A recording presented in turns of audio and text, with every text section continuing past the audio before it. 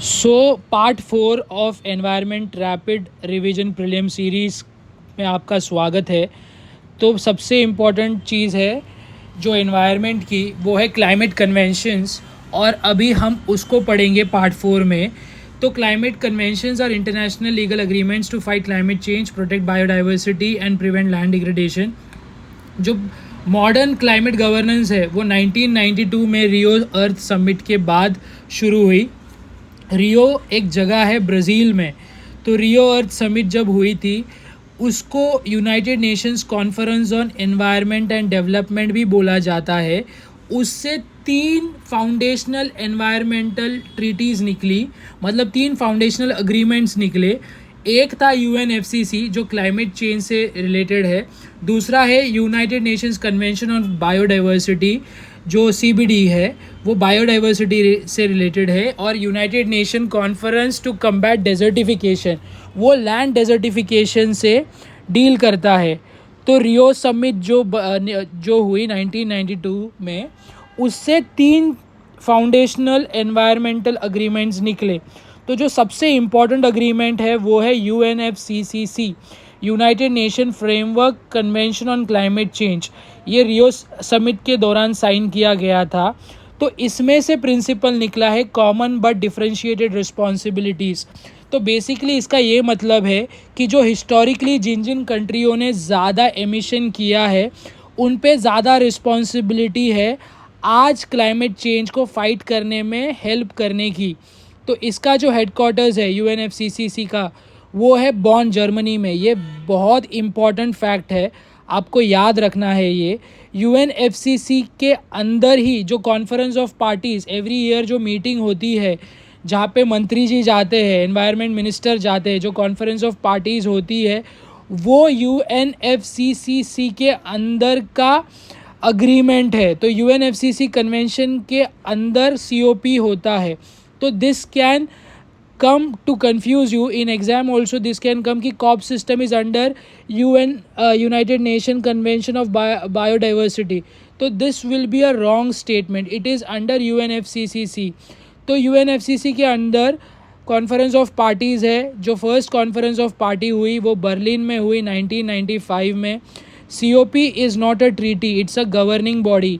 तो दुनिया भर के सारे एनवायरमेंटल मिनिस्टर्स आते हैं और वो डिसाइड करते हैं कि कैसे क्लाइमेट चेंज को रोकना है, उसको कॉन्फ्रेंस ऑफ पार्टीज़ बोलते हैं।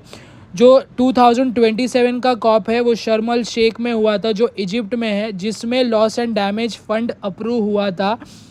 और जो कॉप 28 है जो दुबई में है, उसमें first global stock take complete हुआ था। बेसिकली इसका मतलब ये है कि जो पेरिस में अग्रीमेंट साइन हुआ था 2015 में, उसके बाद 2023 में फर्स्ट ग्लोबल स्टॉक टेक होना था, जिसका मीनिंग ये है कि whether the countries of the world, वो countries of the world are doing the right thing in making sure कि जो क्लाइमेट है जो 1.5 डिग्री सेल्सियस 1.5 डिग्री सेल्सियस से ना बढ़े, उसको देखने के लिए फर्स्ट ग्लोबल स्टॉक टेक हुआ 2028 में दुबई वाले कॉन्फ्रेंस ऑफ पार्टीज़ में। और उसमें ये कंक्लूजन निकला था कि countries are not doing enough. जो नेशनली डिटरमाइंड कंट्रीब्यूशन है जो पेरिस अग्रीमेंट के अंदर थे, उसके हिसाब से we are not heading towards जो टारगेट है हमारा। इनफैक्ट उसमें ये देखा गया है कि जो क्लाइमेट है, जो ग्लोबल क्लाइमेट है, वो 2.5 से 3 डिग्री सेल्सियस बढ़ सकता है अगर हमने ऐसा ही प्रोग्रेस किया तो first global stock take complete हुआ COP 28 में। और ये ग्लोबल स्टॉक टेक का जो प्रोविज़न था वो पेरिस अग्रीमेंट से आया है, जो पेरिस अग्रीमेंट 2015 में साइन किया गया था। तो जो UNFCCC है उसके अंदर क्योटो प्रोटोकॉल भी बहुत इम्पॉर्टेंट है, जो आपको समझना है।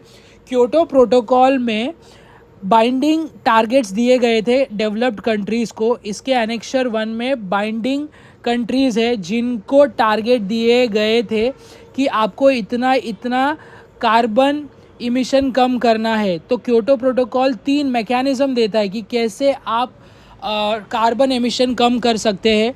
एक CDM मैकेनिज़्म है, क्लीन डेवलपमेंट मैकेनिज़्म। बेसिकली जब डेवलप्ड कंट्री कोई भी डेवलपिंग कंट्री में प्रोजेक्ट करेगी तो वो CDM का हिस्सा माना जाएगा। जॉइंट इम्प्लीमेंटेशन, तो बेसिकली जॉइंट इम्प्लीमेंटेशन में क्या होता है, दो डेवलप्ड कंट्रीज़ मिलके कोई ग्रीन एमिशन प्रोजेक्ट पे काम करती है। जैसे अगर फ्रांस और पोर्चुगल मिलके अगर किसी ग्रीन एनर्जी प्रोजेक्ट या सोलर एनर्जी प्रोजेक्ट पे काम करे तो वो जॉइंट इम्प्लीमेंटेशन का पार्ट बनेगा। अगर फ्रांस इंडिया में इन्वेस्ट करे तो वो CDM का पार्ट बनेगा।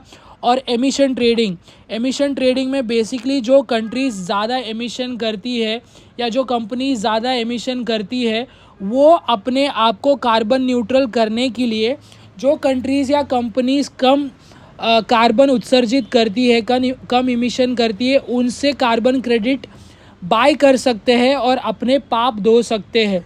तो ये इमिशन ट्रेडिंग का मैकेनिज़्म है।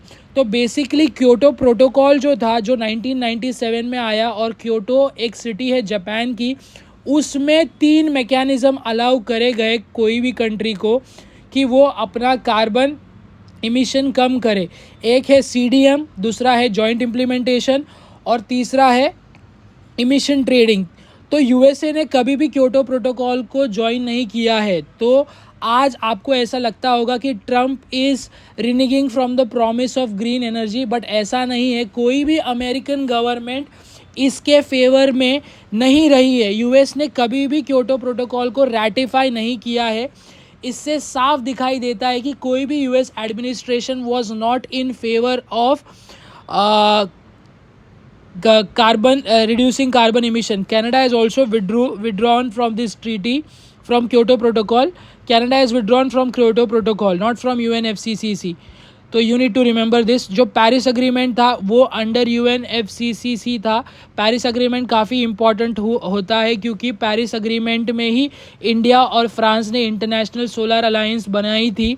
और इसी पेरिस अग्रीमेंट में ये प्रोविज़न दिया गया था कि कंट्रीज़ को नेशनली डिटरमाइंड कंट्रीब्यूशन देने पड़ेंगे। मतलब हर कंट्री को ये बताना पड़ेगा कि वो कितना एमिशन कम करेंगी और कैसे। इसमें इंडिया ने प्लेज किया था पेरिस अग्रीमेंट के टाइम कि India net zero carbon emission country बनेगा बाय 2070। तो you need to remember this fact. Again, जो ग्लोबल स्टॉक टेक का जो मैंने आपको एक पॉइंट बोला था वो पेरिस अग्रीमेंट में ही लिखा गया था। और फर्स्ट ग्लोबल स्टॉक टेक हुई है 2023 में, दुबई समिट में हुई है। तो आपको ये याद रखना है। तो global stock take conducted every 5 years under Paris agreement. पहला पेरिस एग्रीमेंट का इम्प्लीमेंटेशन हुआ 2020 में और पहला ग्लोबल स्टॉक टेक 3 साल बाद ही हुआ 2023 में। जो अगला होगा वो 2028 में होगा। अब ये 2023 में क्यों हुआ? क्योंकि वो एग्रीमेंट में ही लिखा गया था कि पहला जो ग्लोबल स्टॉक टेक होगा जिसमें हम ये देखेंगे कि कंट्रीज़ सही से काम कर रही है कि नहीं, कंट्रीज़ ऐसा काम कर रही है क्या या नहीं कि ग्लोबल क्लाइमेट 1.5 डिग्री से 1.5 डिग्री से ज़्यादा ना बढ़े। तो बेसिकली वो है ग्लोबल स्टॉक टेक। और जो पहला स्टॉक टेक हुआ वो हुआ 2023 में। तो आई होप आपको इसके बेसिक समझ आ गए होंगे। एंड इन केस आपको कोई भी डाउट है तो आप इस पे कमेंट में क्वेश्चन पूछ सकते हैं। नेक्स्ट वीडियो होगी on United Nation convention on biodiversity and United Nation convention to combat desertification पे। आई होप आपको ये वीडियो पसंद आया है। ये पार्ट 4 है। आपने अगर बाकी के पार्ट नहीं देखे हैं तो you should watch them. This will be very very helpful for your coming prelims exam. Thank you for your time and